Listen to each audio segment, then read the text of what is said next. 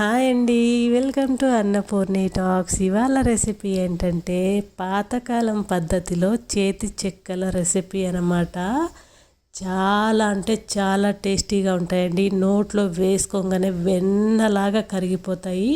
తప్పకుండా చేసుకోండి. Full video చూసి చేసుకోండి. మధ్య మధ్యలో ఏమన్నా మర్చిపోయారు అని అంటే మళ్ళీ సరిగ్గా రావు కదా, అందుకని అలానే ఎలా చేసుకోవాలనేది ఇప్పుడు చూసేద్దాము. ఫస్ట్ అయితే మనం దీనికి సరిపడా కరివేపాకు, కొత్తిమీర, పచ్చిమిరపకాయలు తీసుకున్నానండి. పిండికి 1 కేజీ పిండి తీసుకుంటున్నాను, దానికి సరిపడా తీసుకుంటున్నాను నేను. అలానే 1 కప్పు పల్లీలు తీసుకున్నాను, 1 చిన్న కప్పు పెసరపప్పు తీసుకున్నాను.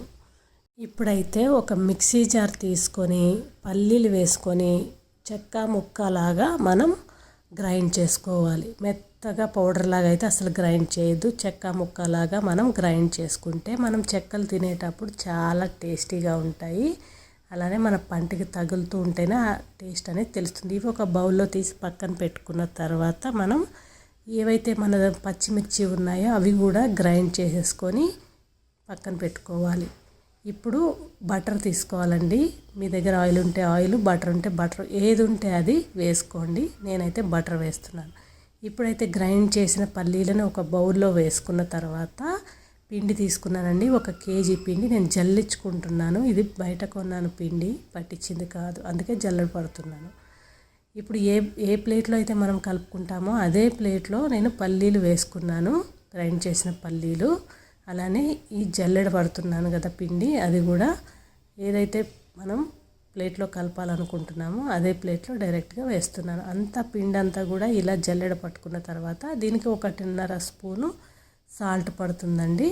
ఇది వేసుకొని ఒకసారి సాల్ట్ అంతా కూడా పిండిలో కలిసే విధంగా మనం కలుపుకోవాలి.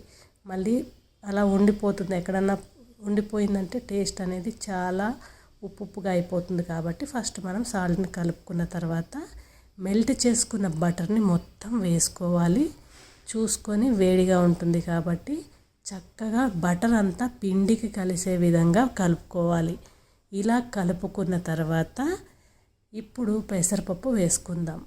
ఈ పెసరపప్పు వేసుకున్న తర్వాత గ్రైండ్ చేసుకున్న పచ్చిమిరపకాయల పేస్టు, అలానే కరివేపాకు చిన్న చిన్నగా కట్ చేసుకొని వేసుకోండి. కరివేపాకు, కొత్తిమీర కూడా సన్నగా కట్ చేసి వేసుకొని ముందుగా ఒకసారి మనం ఇదంతా కూడా బాగా మిక్స్ చేసుకోవాలి. ఇలా మిక్స్ చేసుకున్న తర్వాత చల్లటి వాటరే పోసుకోండి. వేడి వాటర్ వేయాల్సిన అవసరం లేదు, చల్లటి వాటర్ అయినా పర్వాలేదు. నేనైతే ఎప్పుడు చల్లటి వాటర్ తోటే కలుపుతాను. ఇలా కొంచెం కొంచెం వాటర్ పోసుకుంటూ ఈ విధంగా కలుపుకోవాలి. మనము మురుకుల పిండి కలుపుతాం కదా, అలానే కలుపుకోవాలి.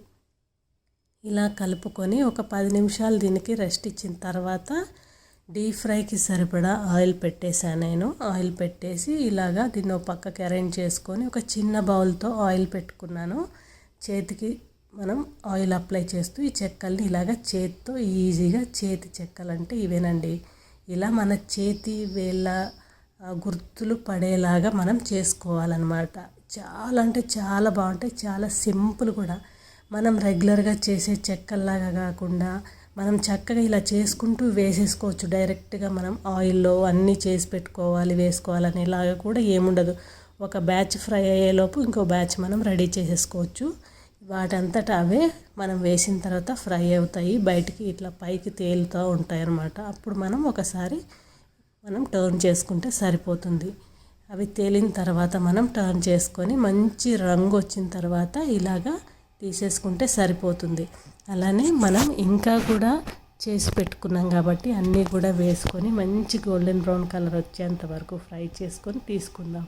ఇలా చేసి పెట్టుకుంటే అసలు ఉండవండి, చాలా తొందరగా తినేస్తారు. అంత టేస్టీగా ఉంటాయి, చాలా అంటే చాలా బాగుంటాయి, వెన్నలాగా కరిగిపోతాయి. మీ దగ్గర బటర్ లేదు, బటర్ వేసుకోలేమంటే కూడా ఆయిల్ వేసుకోవచ్చు. చాలా అంటే చాలా బాగుంటాయి. తప్పకుండా ట్రై చేయండి.